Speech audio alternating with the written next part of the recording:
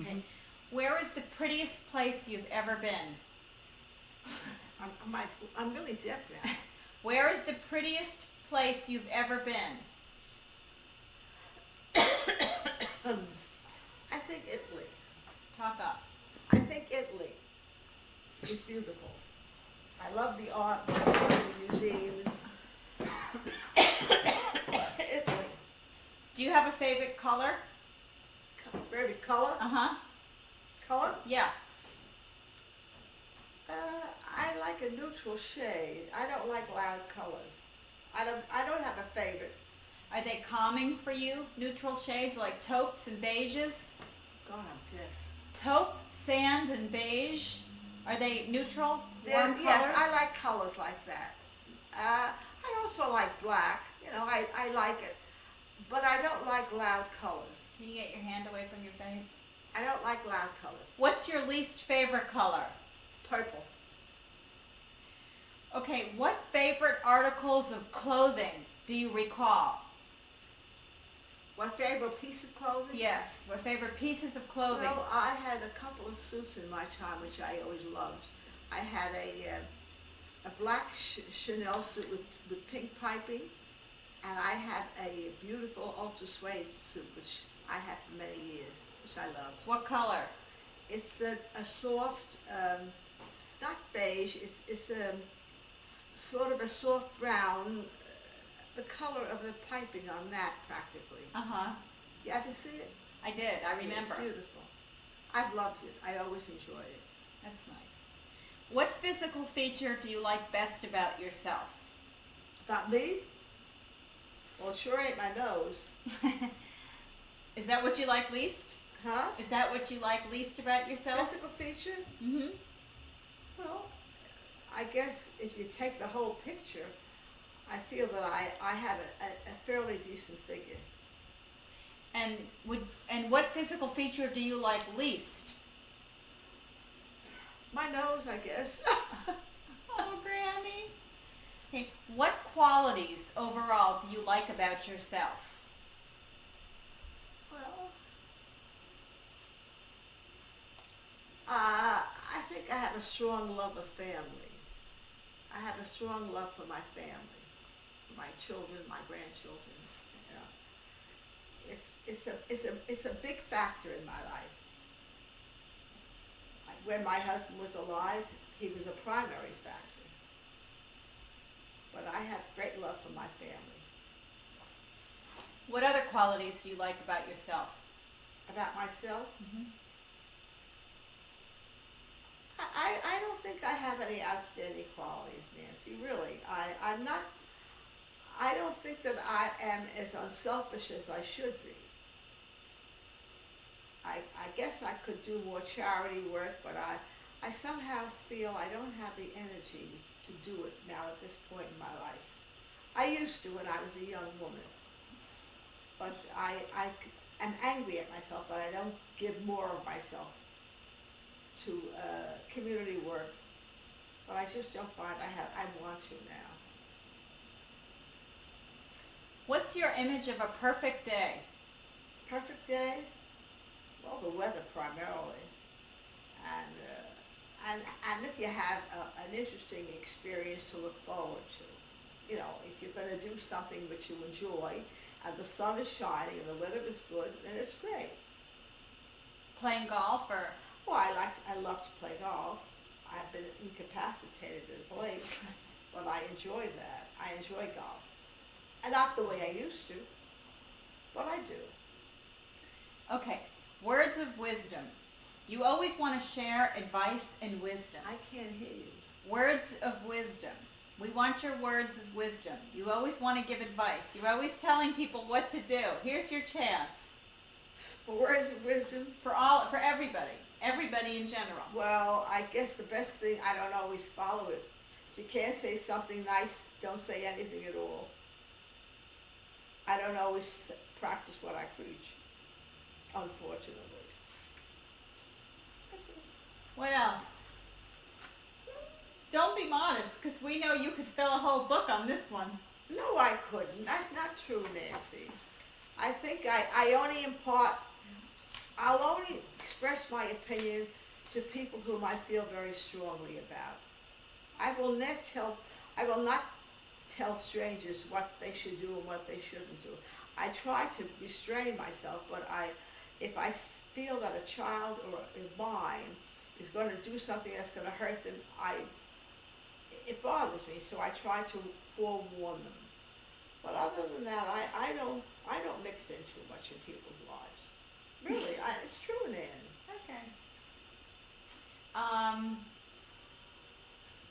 We're sort of done with the formal part of the interview. So are there any anecdotes you'd like to share? I mean, we've all numbered your stories 1 through 100 because you love to tell a story and the same story. What kind of an anecdote would I? Is there anything else you want to share? Do you want to tell any favorite stories? No, I think I've recounted all the funny stories. Tell some favorite stories about your grandchildren and about your kids. My grandchildren? Well, I think one of the funniest ones concerns Gregory. I mean, I always get that picture of him when he came to visit on a weekend, and they brought all his books, and he sat down in his room that was assigned to him, and the books were all mixed up. And he said, he sat there and he says to me, "This is unbelievable." He had mixed all the things up, and he didn't know what was what. But listen, there were times I could have killed you all. They were so wild. But I really loved them, and I loved all the kids around me. I had a good time. I had a good time with my grandchildren. I really enjoyed them. I was very lucky. I was privileged. It was fun. I hope you have the same experience. What other funny stories do you want to tell? What other funny stories do you want to tell? Well, I'll tell you the story about when my daughter called, and she was up in camp when she met her husband. And she had and of course my husband was very upset because he didn't want to lose his treasure, and he was going to go up to see her the following Wednesday immediately because he heard that he was much older than her, and he was frightened. And on the way up, Susan had told her father on the phone that he looks just like Harry Grant. And of course, when we got up and met Ron, he looked nothing like Harry Grant.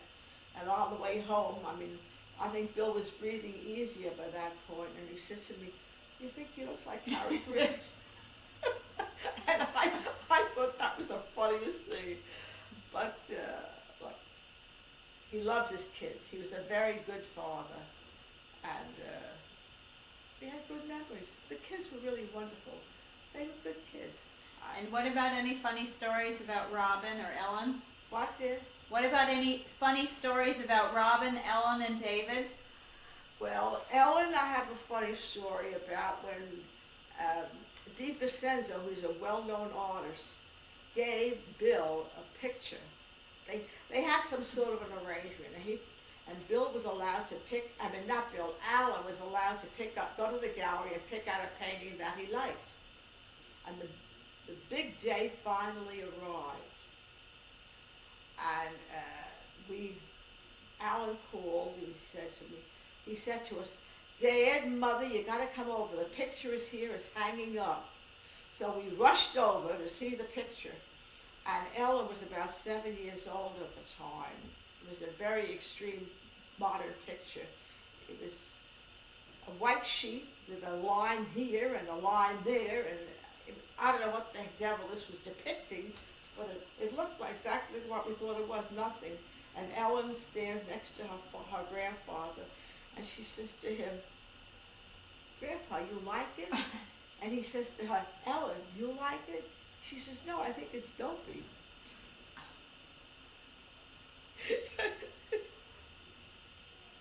It was dopey? What about David? I remember David coming home from college. He would come home and he would run over to the house. He wanted to have breakfast with us. And we had the little leaded window above the door. And you could see him looking over the door till I answered the door. He was ready for breakfast, to have breakfast with us. He was very devoted to us. They all were, all the kids were. And Robin? Robin lived with me for a long time, because when her first job, well, first of all, she lived with me for 18 months when her father was overseas. She was very attached to me. And then later on, when she was in school, when she had a problem, and young people have problems, she would always call me. She was very, very attached to me. And her first romance, and then for a while when they were on vacation, and they were up in Connecticut, she was working at her first job, and she had an accident. She had her hand cut, and I had to take her to the hospital. She had to have surgery, and it was a very trying time. But she was all right. We managed, and her sweetheart, who became her husband, was there every night for dinner, because he wanted to see Robin. She was very attached to